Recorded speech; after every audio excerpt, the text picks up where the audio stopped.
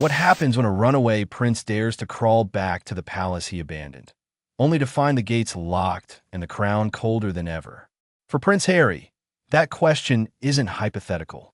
After years of scandal, interviews, and exile in California, he's now facing a moment that even his harshest critics didn't see coming. A desperate attempt to return home with his children, Archie and Lilibet, and a royal family that wants nothing to do with them. Because behind palace walls, this wasn't seen as a family reunion. It was seen as an ambush. The whispers started small, a leaked flight detail, a few rumors online. Then suddenly, London was buzzing. Prince Harry was coming home. But this time, he wasn't alone. Reports claimed Archie and little Lilibet were coming too. To the public, it sounded heartwarming, a king finally seeing his grandchildren. But inside Buckingham Palace, it triggered alarm bells. Staff scrambled, aides panicked, and quiet whispers turned into crisis meetings. Harry's visits are never simple anymore. Every trip back brings drama, headlines, and trouble. So when word spread he wanted to bring the kids, insiders weren't asking when he'd land. They were asking what's his real motive? Because these children aren't just any toddlers. They're 7th and 8th in line to the throne, royal by birth, but raised oceans away.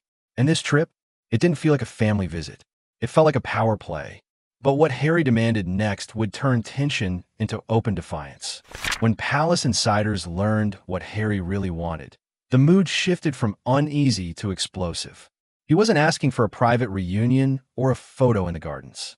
He wanted Archie and Lilibet inside Buckingham Palace, the inner chambers, the heart of royal power. To Harry, it was simple. They're the king's grandchildren, he reportedly said. They deserve to see their family. But to King Charles, it was a different story. This wasn't a casual visit. It was a breach of royal protocol, a challenge to authority. Buckingham Palace isn't just a home. It's a fortress of tradition. No one drops by without approval, least of all a prince who walked away and sold his royal story to Netflix. The idea of him strolling back in with cameras lurking nearby sent chills through the palace. So when Harry's request reached the king, the response was swift and final. No. No meeting inside. No photos. No negotiation. Just the cold reminder that titles don't equal trust. And for Harry, that rejection didn't just sting.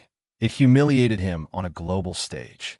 When King Charles's answer came down, it wasn't wrapped in diplomacy. It was ice cold. No exceptions. No soft words. Just a firm royal no. For a father to reject his son is painful. But for a king to deny a prince? That's a public statement. It was Charles reminding the world who holds the power and who doesn't. Harry, who once walked those palace halls as royalty, was suddenly an outsider begging for access. The same man who turned his back on royal duty was now being turned away from the very family he'd betrayed.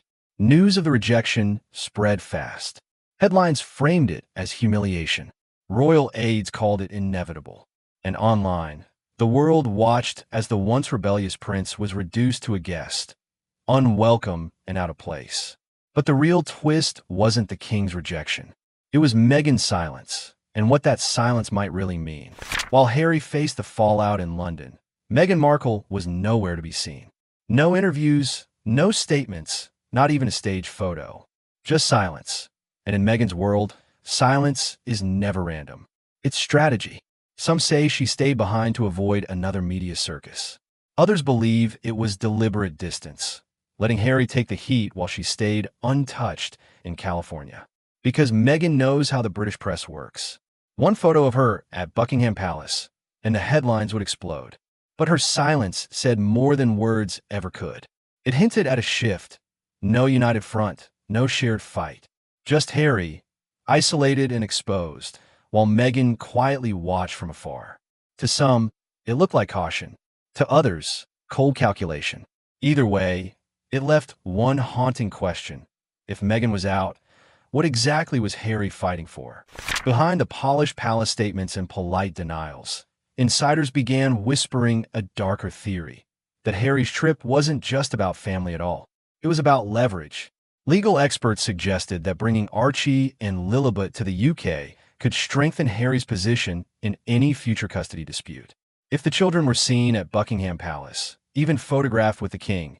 It could prove Britain was still part of their home base. For Charles, that was a red flag. Allowing the visit might not just open palace gates. It could open legal doors Meghan would never allow. Granting Harry's wish could have sparked a full-blown custody war between California and the crown. So the king's no wasn't just personal. It was protective for the monarchy, its image, and the secrets it guards. But by shutting that door, Charles may have reopened something else. The rumors the palace wanted buried forever. By refusing Harry's request, the palace didn't just deny access. It reopened old wounds. Questions about Archie and Lilibet's births, long kept under wraps, resurfaced. Rumors about surrogacy, secrecy, and staged photo ops began swirling again, casting a shadow over Harry's attempt to reclaim royal ties. Suddenly, the narrative shifted. Harry's move, meant to reconnect, made him look desperate. The same prince who once commanded headlines was now the outsider, knocking at the gates he walked away from. Meanwhile, Meghan remained silent. Her absence amplified the isolation, leaving Harry to face the humiliation alone. Their once defiant image, a team against the crown, now seemed fractured, vulnerable, and strategically outmaneuvered. The balance of power was clear. Charles reclaimed authority, Harry's influence waned, and the monarchy's centuries-old rules stood firm. And for the children, Archie and Lilibet, the story served as a stark introduction to royal life, a world of privilege, protocol, and sometimes painful exclusion. Once a golden prince, Harry now stood outside, reminded that in the monarchy, the crown always decides who belongs.